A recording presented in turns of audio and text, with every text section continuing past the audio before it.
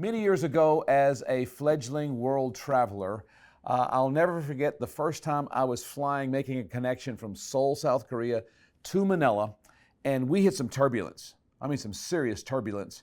And I had a window seat, and looking out of the window, I don't know if you've ever been in a window seat in a large jet going through turbulence, but I'm looking out of the window and the wing is bending.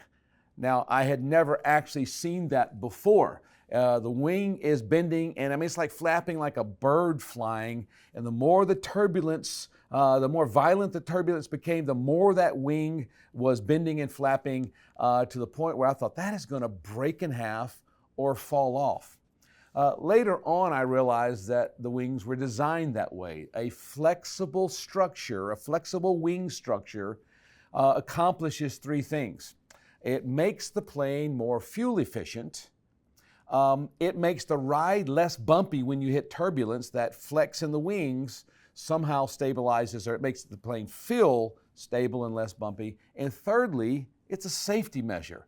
Stiff wings, inflexible structure on an airplane wing, they would snap off. Every large aircraft intentionally designs flexible wing structures. The Boeing 787 actually flexes up to 8 meters in turbulence. 8 meters. Think about that. The wing is bending 8 meters at 30,000 feet in the air. For those not used to meters, think about a basketball court. That's 10 feet. 8 meters is 26 feet. Not one basketball goal, not two, almost three. That's how much a wing bends in turbulence. Now, that's the power and the safety and really the magic of flexible structures. When we think about expansion, when we think about growth, whether it's in a local level or whether it's global expansion, one of the necessities we'll find is the idea of flexible structures. And like in the airline industry, there's efficiency with flexibility, there's more comfort with flexibility, but there's also great safety. Now, when we think about flexible structures in a ministry context, I know a lot of people think, I don't understand why we bring these concepts into a spiritual discussion. So my question is, did Jesus ever talk about structures? Does the Bible have anything to say about structures? And if the Bible addresses it, and if Jesus did, then it is a spiritual concept and it's of spiritual importance. So I want to look at a text today, just one of many, but we want to go to Mark chapter 2, and I want to read a story that is answering a spiritual question with a structural answer. Mark chapter 2, verses 18 through 22. Now John's disciples and the Pharisees were fasting, and people came to him and said to him, "Why do John's disciples and the disciples of the Pharisees fast, but your disciples do not?" And Jesus said to them, "Can the wedding guest fast while the bridegroom is with them? As long as they have the bridegroom with them, they cannot fast. The days will come when the bridegroom is taken away from them, and then they will fast on that day. No one sews a piece of unshrunk cloth on an old garment. If he does, the patch tears away the new from the old, and a worse tear is made. No one puts new wine into old wineskins. If he does, the wine will burst the skins, and the wine is destroyed, and so are the skins. But new wine is for fresh wineskins." Now, Jesus, as I said, is answering a spiritual question. The question is basically this. They're asking specifically, they're saying, look, John the Baptist taught us to fast, but Jesus, you and your disciples aren't fasting. Another way to say that question that we might hear it today, this is how it was done before. Why are you doing it differently? These other people had success doing this, then why are you teaching that it should be done this way? This is the way it was always done, so why do you do it this way? This is the way that our ancestor did it. This is the tradition. Why are you doing it differently? So Jesus asked this question, spiritual question about fasting and about the way it was done, the way to pursue him. And he gives a structural answer. Now he gives three metaphors. One is about a wedding, which I can't possibly explain right now. The second one is about pre-shrunk cloth. Cloth is already shrunk, and now there's a new patch on it. And that new patch now is going to shrink, but the pre-shrunk cloth has no more flexibility. It can't stretch any longer. It shrank. It's not going to expand to take this new one. So there's an idea of contraction here where we need flexibility. But I want to really address the next one. That third metaphor is about the new wine and old wineskins. And what happens is new wine expands. So if you put new wine on an old wineskin, that old wineskin, it's made out of leather. That leather expands and then hardens. That's what the wine, you put new wine on a new wineskin, the wine expands, causing the structure to expand. But it only expands so far. When that wine's gone, if you put new wine in, what happens? That wine expands, but that structure can no longer expand. The structure is no longer flexible. And what happens? It's burst. You lose the new wine. You lose the old wineskin. They're both destroyed, and that's not presented as a good thing. So let's talk about flexible structures in the context of expansion. In the context, that new wine expands. That's what causes the problem. So when we think about this parable, clearly, new wine speaks of expansion. Old wineskin speaks of an inflexible structure. New wine is the flexible structure. And so when we get new growth, new expansion, we have to have flexible structures or everything is destroyed. I had a recent talk with a Victory leader. Victory is the church in Manila, in another nation, serving well in another nation. And he was asking me questions about how to install basically the Victory Metro Manila structure in this new upstart church in a completely different context and culture. Now, Victory is a church that's almost 40 years old. It's a relatively large church with a long history.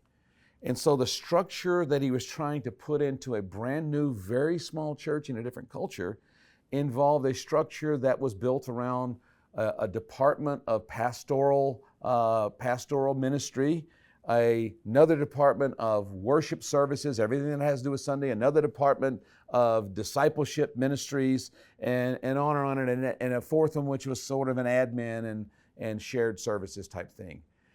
And as I listened, I exhorted this great leader that with a very small brand new church, the last thing you need is an imported structure from an old large church. In fact, a structure that's being changed in this season right now that served Victory well many years ago and has in many ways outlived or been out. It's the new wine has outgrown that structure, and there are new wineskins and new structures being installed. And so I think the danger is when we bring in a structure and instead of allowing the expansion to shape and form the structure, but we impose structure before we have growth, I think it's a big problem. I think it creates all types of problems. So flexible structures are what we need if we expect expansion. And that's really what that parable is talking about, this idea of this new wine is going to expand, and we better have a structure that is flexible. There's a whole lesson about the cloth, about contraction, and all throughout church history, there's always contraction followed by expansion.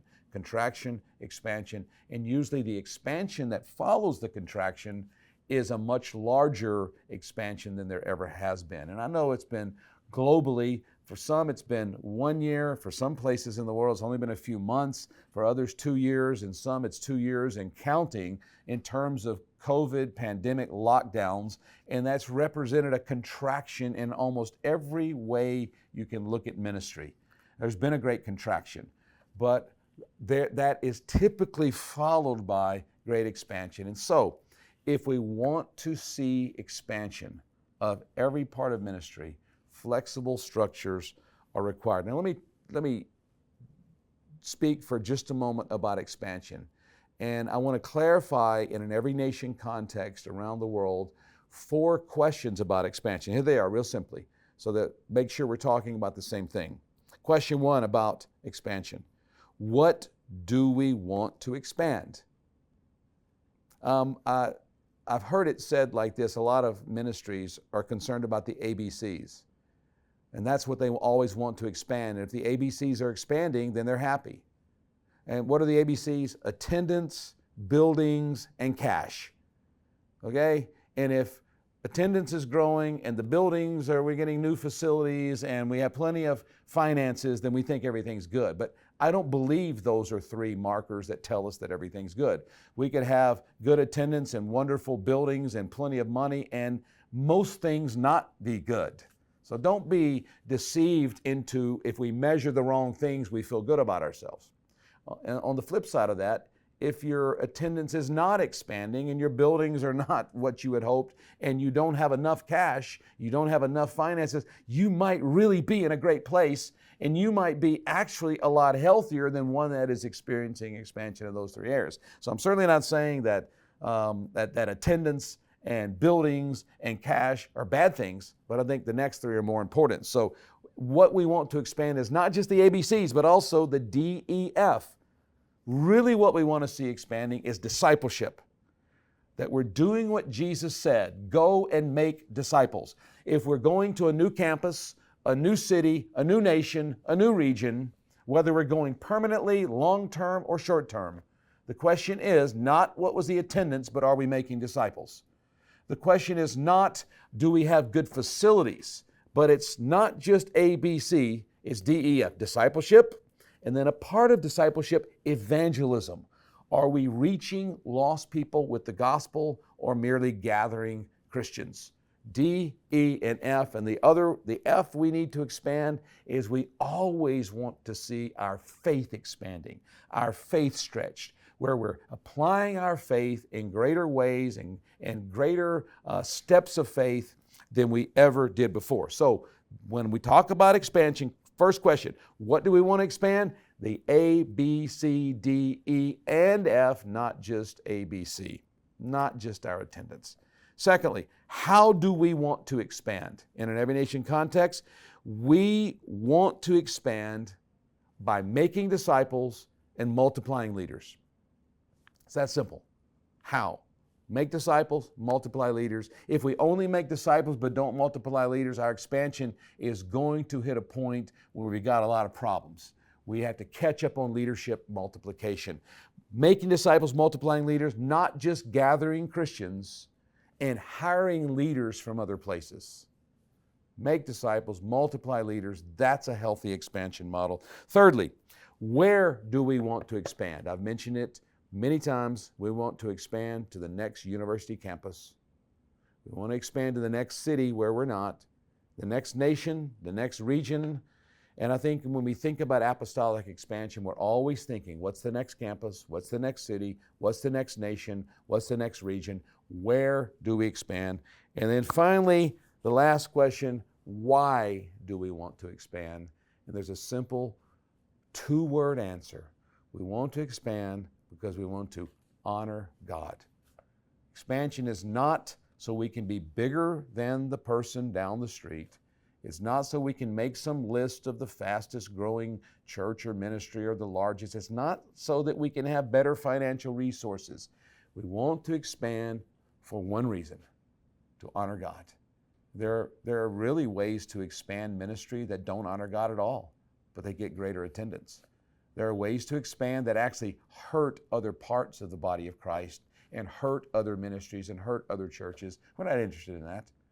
We're interested in expansion with the ultimate motive of honoring God, not just in expansion itself, but in the way we go about it and the way we strategize and the way we move forward. Okay, now I want to go back to the text and back to the idea of new wine and new wineskins. When we think about new wine and new wineskins, maybe another way to think about it is the form and the power. That power is the new wine, the form is the wineskin. And so if you think of the form and the power, think about a river in a riverbed. If you have a lot of water but no riverbed, no form, no structure, then that's called a flood. If you have a riverbed but a drought, what good is that? But with the water flowing through the structure of the river, electricity is produced. It's the form and the power. Another way to think about it is the spirit and the structure. Another way to think about it is this morning when I got up, I take a peek out on my back deck and check on my tomatoes. And my tomatoes are a pitiful sight because tomatoes are sort of like a vine the way they grow. And because I don't do a lot of work on them, they droop down and they're running along the ground. And my grandkids step on them and they are smashed. My sons, who are much more committed gardeners than I am, they always put a trellis. And that is something that the vines grow on. And if you think about the trellis and the trellis by itself is just a structure. But if there's no vine, it's no good. But if you have the vines with no trellis, a lot of it gets destroyed like at my house. Now, a good structure, a trellis, doesn't produce fruit. It serves the vine which produces fruit. And a lot of people get so committed to the trellis, to the structure that holds up, they don't pay enough attention to the seed or the watering or the vine or the fruit. But again, if we focus on that, but we don't have the structure, I think you get the point, okay? When we talk about the wine and the wineskin, there are a lot of ways to look at that. So I want to close this with a thought, with 3 summary thoughts from the idea when Jesus answered the question about fasting, a spiritual question, and his answers really were structural in nature. And 3 thoughts. Number 1, expansion, that's the new wine, will either destroy the structure, the wineskin, or be choked out by the structure, all right? So what happens is, I've seen it so many times, when there's an inflexible structure, there's great growth, that wineskin burst, it's destroyed, or if the expansion is not strong enough, then that inflexible structure kills the expansion. Neither situation is good. So expansion will either destroy or be destroyed by the structure. Second thought, expansion demands flexible structures. Okay, if you don't hear anything else, if we're believing for expansion and planning for expansion, then we also need to look at our structures and make sure they are flexible enough for the growth that we're hoping for and trusting God for, and not just plug and play a structure that worked in the past and a structure that worked somewhere else and a structure that someone else talks about. We need to have a flexible structure for right here, right now. And thirdly, and please hear me on this, old wineskins deserve preservation and honor. In the parable, and I don't want to belabor this too much, but it's so common today for people to complain about structures that were part of great moves of God and really were used powerfully in the past, and be dismissive and critical of every part of those structures. But Jesus didn't seem to take that approach. When he talked about the unshrunk patch on the shrunk cloth, he said a tear that is worse. Don't do it because the tear will be worse. Then when he gets to the wineskin part, he says it'll burst the skins and the wine is destroyed and so are the skins.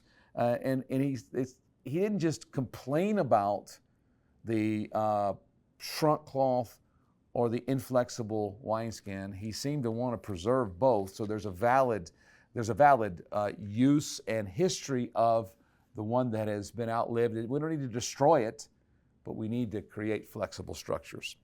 All right, let me close with this thought. When I think about expansion, and the more I think about the idea of apostolic expansion, I start seeing the idea of flexible structures all over Scripture. And I just want to give you one example. Isaiah 54, and we'll close with this. And it's that admonition where he says, enlarge the place of your tent. Then he says, let the curtains of your habitation be stretched out. There's that flexibility. Stretch that curtain.